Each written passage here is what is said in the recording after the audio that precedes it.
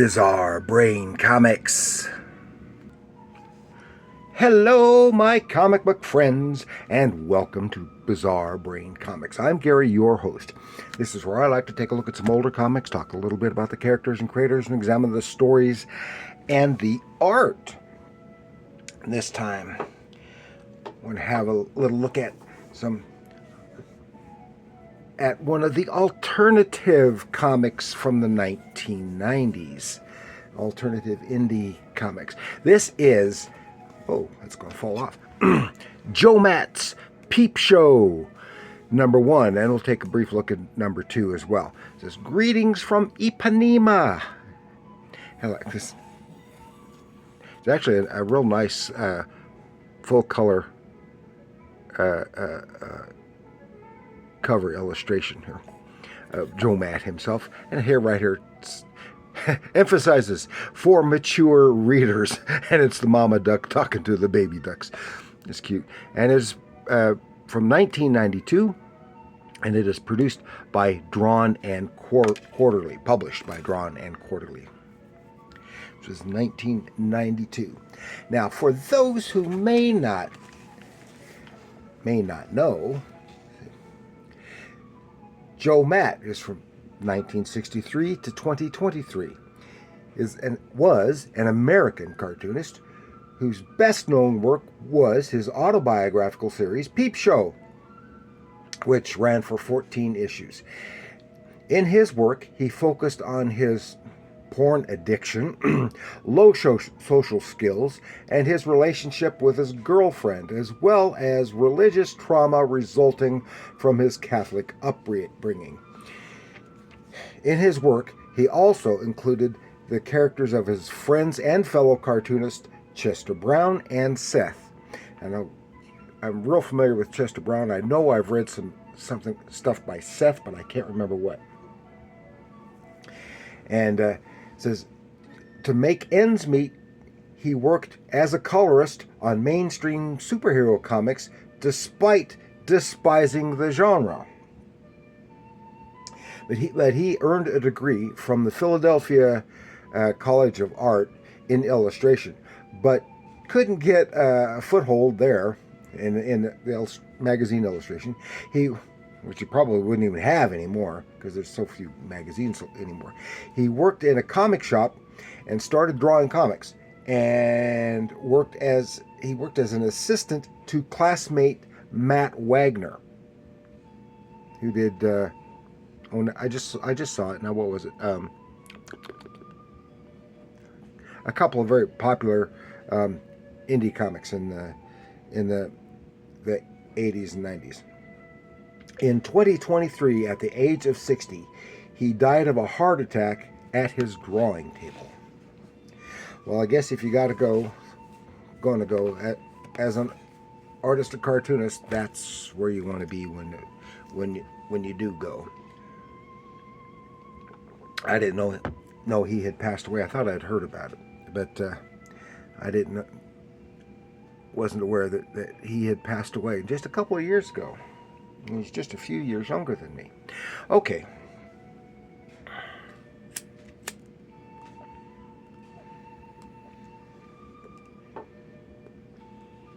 So we're going to take a look. I want to apologize for the noise in the background. I forgot I was going to shoot this video, and I put a load of laundry in the dryer. And I have something else to do, so I really can't wait until it's done. So here we go. Issue 1 of Joe Matt's Peep Show. And here, his on the back cover is a Viewmaster reel, because he collected Viewmaster reels and sets, and it plays a part in his story. But this is really a real nice job on the coloring here. Well, he did do it professionally. So, and he has Peep Show. I guess he had been doing strips, autobiographical strips, and other publications before here, and they had been collected into a book called Peep Show, the cartoon diary of Joe Matt, before he got his own quarterly comic book. And here he is having engaging in a sexual fantasy of a couple of girls coming in and getting frisky with him. Then here he is, Ipanema, a summer vacation story. On the title page. And this is here he is with his girlfriend. They're living together in a tiny little apartment. While they're eating, she's reading the newspaper, he's reading a comic, and they're talking, and she wants to complaining, trying to see. He's always saying he's got work to do, but he's never got any. And when he's working on his comic strips, and it's never has anything because he has to be in the right mood, I guess. I can understand that. And here she is looking in the paper. Hey, look, an African dance workshop. Let's go. She's always wanted to do stuff together. And he says, what makes you think I'm interested in African dance? Don't you even know me by now? I don't dance. And he is very grouchy and grumpy all the time. And so is she, but she's mostly grouchy and grumpy because of him. So they had a little argument, and that night when they're sleeping together, they're not in a good mood. And here is sometime later, he's walking down the street with his friends Seth and Chester Brown, going to a copy store to make some copies. They walk in and doing stuff, and he spots this cute girl.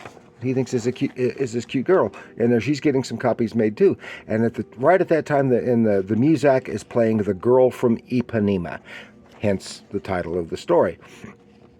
And he is just so taken with her, and he gets all nervous and stuff. And he's thinking how the song is so appropriate, being about a cosmic coincidence when it's about unrequited love and stuff like that. Anyway, and so they're all leaving, and he is just smitten. And that night in bed with his girlfriend, and he is just fantasizing about that gal. So then the next day, he spends the whole day on the phone talking with his friends. When his girlfriend comes home from work and or class, whatever the case may be, he at least from grocery shopping, and he hasn't done a lick of work, and she kind of chews him out. Later, they're all grumpy when they've both gone shopping, coming home, and they happen to spot that girl from Ipanema, girl on the street. She lives in the same neighborhood, and so she spots him. His girlfriend spots him looking at her. And says, "Oh, she's just your petite, exotic, just your type. Oh, she's so beautiful." And now they're having more arguing going on. And sometime later, and he's sitting at his drawing table, supposed to be doing that stuff, and instead of he's looking at his ViewMaster reels. He really collects them. She comes home, chews him out. Yeah, you're supposed to be working. Yeah. Harps on him and says, "Okay, I'm working." And then having coffee with Seth, and he gets a. Then you what? He's talking with him about, and basically his friend chews him out too. She comes home and she's talking about how she got a new job. It's at for the summer at a job at a summer camp for mentally kids with mental problems, and that's what I'm from. Mentally handicapped. That's the word I was trying to think of. And she says, "And guess what? That girl we saw on the street with the dreadlocks, she works there too." And he about spits all his supper out of his mouth, and then he gets real nervous, chomps, coughs, and finally she's beginning to see, and she says, "And she lives with her boyfriend, understand?" "What? I didn't say anything." So you didn't have to. So he's walking around doing stuff. He's always got his eye out for that girl, doing stuff. And it's killing him. And his girlfriend is upset because they haven't had sex in weeks, and she chews him out for them. Then it just happens to, he's whistling the girl from Ipanema, and then she starts talking about the girl. And says, "Oh, her name is Frankie," and See, I can't remember her name, but I can get Frankie. And oh, I see. And I said, we like each other pretty well. We're going to start hanging out once in a while. Oh, okay. And so he goes to pick up see his girlfriend at work, pick her up, and walk home, and sees the place with all the kids, and there she is, and he's flustered, and his girlfriend goes and introduces Matt to Frankie, and he's all flustered, and they try to have sex that night. But it's basically a non-starter. And she ended up, am I that repulsive, or have you just fallen out of love with me? And she chews him out, justifiably so, as far as I'm concerned. And he tries to make it up, and then in the morning, she kisses him goodbye when she leaves for work, and he's still in bed. And then she chews him out because of the way he treated her, and then he has this little sex fantasy with involving Frankie. No, and then he just by chance runs into her on the street, and they talk a little bit, and he's all flustered and nervous and can barely speak. But she happens to be with her boyfriend, who is a big unibrow bruiser, and off they go. So they're talking. She wants to go.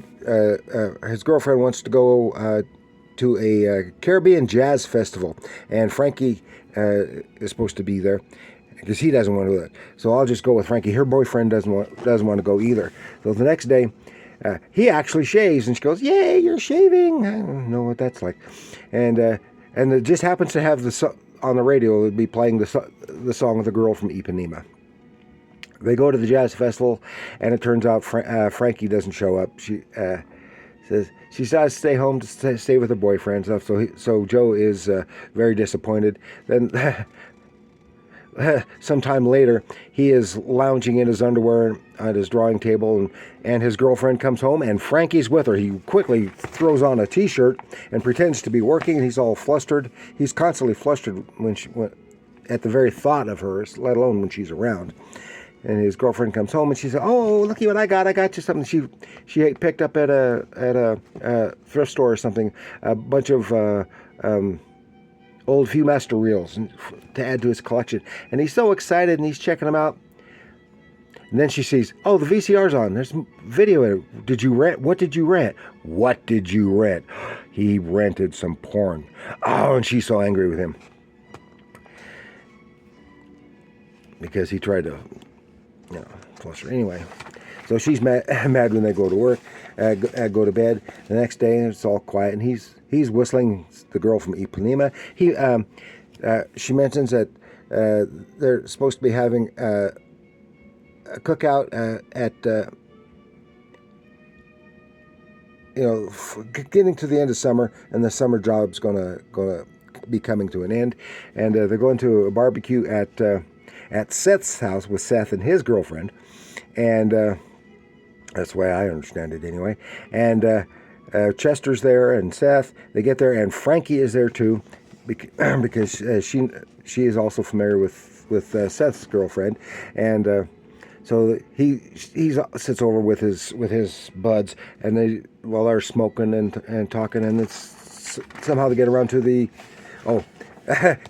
his girlfriend startles him because he's so jumpy. And anyway, blah, blah, blah, blah, blah, blah. And he gets out his Viewmaster stuff to show Seth. And then he tries to get Frankie, the Ipanema girl, into it. And she's, "Get away from me. I don't want to have anything to do with all that stupid stuff." So, but the other girls, they're really looking at all that stuff, and they're having a good old time. But Joe's infatuation with Frankie seems to have been come to an end when she turned down all his Viewmaster reels and stuff. So he starts to get kind of frisky with his girlfriend again, and then he's back to work, and he is working on a new story. And she said, "What is it? What is it? Let me see." And he goes, "What? Even? Oh, wait." And let me know. It says, "It's not. Am I in it? You're not gonna make me look like invade my privacy and try and make me look bad again, are you?" I go, Yes, he is, because that was this story that he was working on there. So that's it for issue 1. We'll just take a look. Issue 2, briefly. Issue 2. They've the treadmill. They're still together, but he has moved to another small apartment in the city. He didn't like living with her in that apartment where they lived elsewhere with her, because they only lived there because his girlfriend was going to school and taking classes, and it was more convenient for her. And he hated that, so he got another place. And they're still supposed to be seeing each other on the weekends. And he gets, they see each other, and like every time they get together, they do nothing but have an argument. And he's griping with Seth about relationship problems and stuff like that, and how he doesn't like his new roommate he's got here, and she comes to visit him, and sometimes he goes to visit her on weekends, and but they're getting farther and farther apart until finally she breaks up with him, because they've been off again for years. Now they're in the off again phase, and this is when he starts to get kind of obsessed, and he gets jealous, and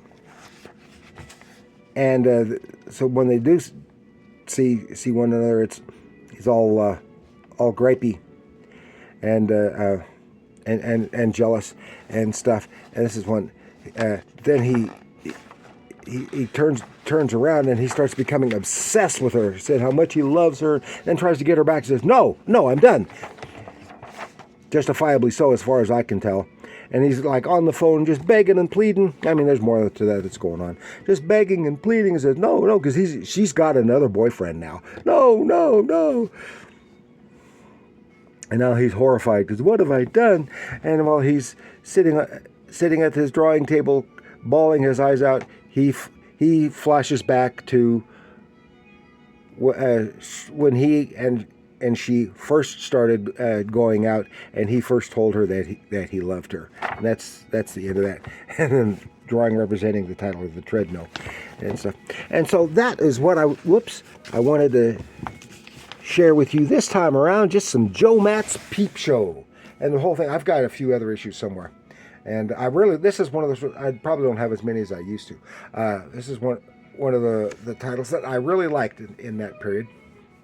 These a lot of these guys were a lot of creators at that time were inspired by Harvey P. Carr and Robert Crumb about doing autobiographical comics. So there was a whole bunch of autobiographical comics like this back then, and had some really good stuff. I really enjoyed them, and I was sorry to find out that he is no longer with us.